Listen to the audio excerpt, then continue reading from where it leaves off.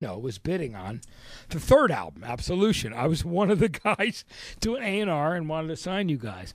But it was like, I laughed so hard when the guy goes, you need to record a yellow. You're like, no, we need to record a purple. Go fuck yourself. Yeah, the thing is, it was, I think at that point in time as well, like 2001, the British music scene and the American music scene were really quite different, because over here there was a lot of heavy new metal, rap, rock kind of stuff, Limp Bizkits and Corns, and the popular rock music was very, very heavy stuff. And in the UK, the popular rock music was very, very, acoustic based, like Coldplay and Travis and Damien and Rice. that was considered kind of rock music in the UK. So they were like kind of worlds apart. And I think we were neither, but we're definitely like floating around somewhere in the middle. So I think over here, the record company guy it was neither of the things that were popular, so we didn't really know where to put it. And you guys, you were floating around, but you landed in a very great way. Finally, yes, gracefully landed clean. Absolutely, you did. When you look back, like the interesting thing about Knights of Sidonia, and it's Matt reflecting on his dad's work, how great his dad was in the Tornadoes, but you brought it to a new thing, and you guys really were the first band that took that amazing that Queen had, or bands like that, and like took it to that new level. When you recorded it, what was on your mind, or Matt's? What were you guys thinking when you recorded Knights of Sidonia? Because it's one of my favorite songs. I gotta ask. Yeah, well, I suppose that song, we were just really, it was conjuring up so many kind of visuals when we were playing that song, because it's very kind of filmic in some kind of way, and it just conjures up visuals of riding around on a horse on Mars with like a laser gun in your hand. That's the kind of thing we were thinking about, and we were just really trying to make it very new sounding, but also taking a lot of references from period things. So there was quite an influence from Ennio Morricone, which is like southern Italian kind of folk music, and obviously did a lot of film scoring for like Good, the Bad, and the Ugly, and for a few dollars more, all the great spaghetti western. Yeah, all that kind of stuff. So that had a big influence on it, but we were bringing it up, to date, and I guess in some ways, and making it current, but taking some of those influences. So that I think that's where the Mars bit and the laser beams come in, but. Yeah, I don't know. I think when we were recording it, we were really feeling like it was a pretty special song, and we kind of felt like we were breaking a lot of ground within the band. We felt like we were definitely pushing ourselves with that. But it was the first time we were really trying to almost paint a picture with a song, because the first minute and a half it's all instrumental. Yeah. I'm a big guy who loves conspiracies and also loves the look that what you guys do. It was like as a kid when Bowie did Diamond Dogs, which was 1984. For me, it was a life-changing time. What you guys have done in the beginning of this tour with the towers and people diving out, which reminds me of Wall Street, of like corporations. It's just one of the most striking visuals. I think it's one of the greatest live shows in years. Thanks. Talk to me about conceptualizing that.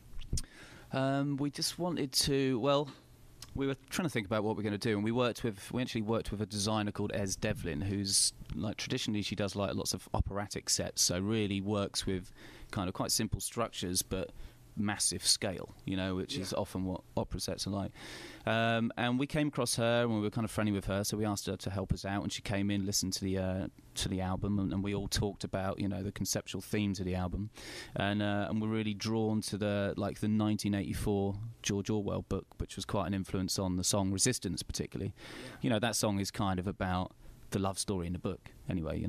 Almost directly. So yeah, and it was a Bowie thing for Diamond Dogs too. It's like right. Rock people that are great that have will take the chance to do something conceptually. Bowie, Muse. I think that's theatrical. Yeah, so we wanted to try and create something that was very linked to that. That seemed like a really a strong influence to grab hold of. So we kind of went with the Ministries thing. So we wanted to kind of create these like three ministries, like. Taking influence from the book, and we came up with these towers. Yeah, so we've got like a ministry each, but all like the visual stuff as well. It's all very like thematic to the music as well. So each bit of visual that you see on the screens is very, very kind of tries to represent what's happening in the song. But yeah, we always conceptually try and tie up the look and the production, you know, the live production with the music as much as possible, really. And I mean, yeah, same with the. We just did like all this. We had a completely different set in England when we were doing our stadium shows, and that was like a massive pyramid. So it was even more based on the kind of Ministry idea, and we were like set inside this pyramid, and it looked like this huge kind of grey office block thing, which is kind of how the Ministries are described in the book. And the same thing, that was all like lighting up, and we projected onto it, had loads of video stuff inside, and that was with a big like all-seeing eye on top, you know, big LED thing. So it was, that was pretty full on. People talk about that too, and my friends went to Austin City Limits. They're like, no, but you haven't seen the European stage. They were blown away. They're like, this must be the Wembley. Yeah, so, we did about 9 stadiums across the summer in Europe, and all like football stadiums. And they said it was like, that show was even sicker than this set. What are you saying? Yeah, I mean, I so wish we could have brought it over here, but, you know, maybe it's going to take a few years before we can start playing soccer stadiums or American football stadiums. But, yeah, I mean, that was it's definitely the most ambitious thing that we've ever done. I mean, we've got our own spaceship that, like, docks on the front of the stage, and then we basically, when we play Undisclosed Desires, it takes off in the front of the stage and goes up, like, 15 metres in the air in the middle of the stadium and, like, spins around, then comes back and docks on the front. And then we've also got like when we play Exogenesis Part 1, there's like the big silver UFO that comes and flies around the stadium, and an alien kind of pops out and does like acrobatic dance from underneath it and stuff like that. Yeah. I mean, it's really full on, but it's cool. I love your cover of Please, Please, Please Let Me Get What I Want. I love the Smiths. Oh, wow, you guys covered that. And you've done like, I mean, I know when Matt looks at like the Shadows or Tornadoes, he did Man of Mystery. There's B-sides. You guys will do a B-side called Prague. Whatever. Like, you know, I tell me about covering the Smiths, because it's so many people's.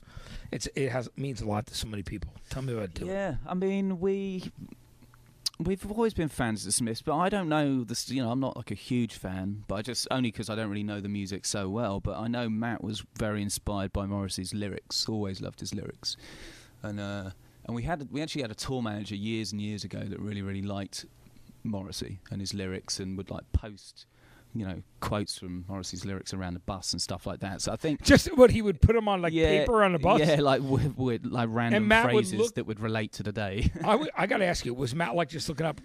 You guys get in the bus and you're like, "What's that say?" Oh, that's the Morrissey lyric. Was that what it was? Yeah, pretty much. Yeah, pretty much like that. So we'd so I think Matt kind of got into it because of the lyrical, you know, the poeticness about his it was very writing, English, and it was very literary, right? So we came up. Yeah, I can't remember why we had to do a cover song. It was for a reason. And not just another teenage movie. No, I'm sure it was just for fun. But like musically, yeah, we just wanted to try and make it like. I mean, it's a great song, but we just wanted to try and make it heavy. So we kind of Weezered it up.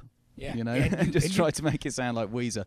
And you kicked it up a notch. It was we actually found out later down the line that the Deftones actually did the same cover, and also did it in a Weezer style.